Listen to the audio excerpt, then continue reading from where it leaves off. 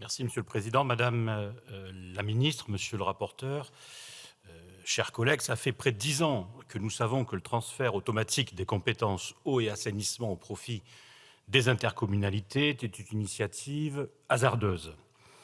Il est vrai que dans sa version initiale, la loi NOTRe ne prévoyait pas le transfert automatique de ces compétences.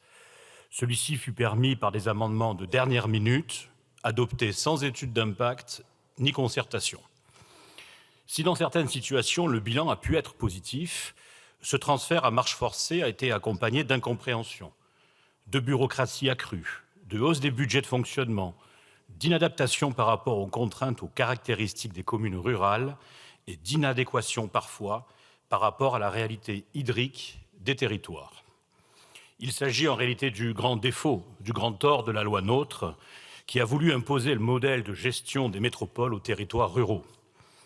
Après le report de la date d'entrée en vigueur du texte, plusieurs tentatives ont eu lieu afin d'assouplir le dispositif et rendre une part de liberté aux communes sous forme d'une autonomie dans la gestion de leur eau. Dans un premier temps, le Sénat a adopté un texte revenant sur l'automaticité du transfert et instaurant à l'époque son caractère optionnel et réversible. Ce texte avait été repris dans la niche parlementaire du groupe Lyotte et nous l'avions soutenu, étant particulièrement attachés au principe de la libre administration des collectivités territoriales. Malheureusement, ce texte avait été détricoté en commission et en séance, certains avaient joué la montre. Notre groupe politique, de son côté, a déposé, il y a plus de 2 ans, une proposition de loi visant à lutter contre ce transfert automatique, ce transfert de ses compétences. En réalité, nous le constatons aujourd'hui, beaucoup de temps a donc été perdu et d'investissements neutralisés ou différés, notamment parce que les dossiers de financement et de subvention étaient, de façon plus ou moins avouée, conditionnés au transfert des compétences au profit des communautés de communes.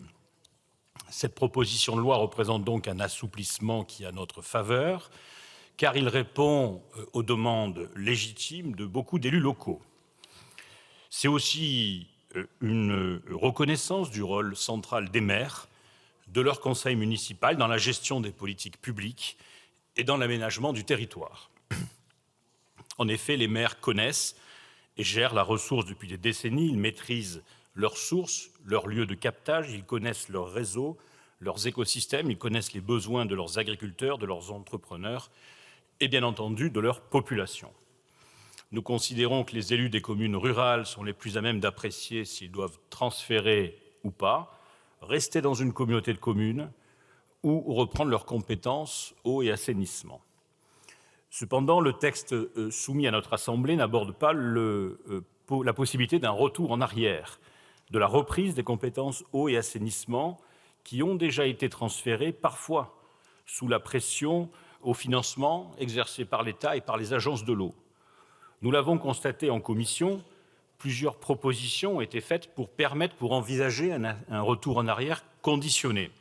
Et en séance, nous proposerons à nouveau des amendements en ce sens.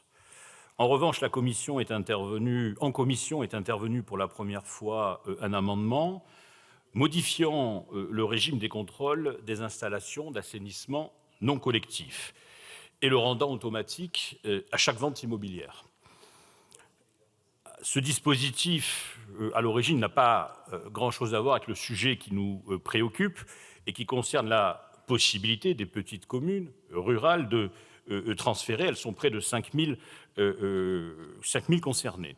Nous nous positionnerons donc contre cet article 6, d'autant plus que l'exposé des motifs de l'amendement est un peu curieux et laisse entrevoir des sanctions financières qui fragiliseraient les propriétaires de biens les plus modestes et qui sont de nature à désorganiser les SPANC. Nonobstant ce point, ce texte que nous appelons de nos vœux et pour lequel nous sommes souvent interpellés en circonscription aura le soutien du groupe Rassemblement national. Nous pensons en effet qu'il était temps de cesser d'affaiblir le rôle des communes et de leurs maires et de leur envoyer un message de confiance. Je vous en remercie.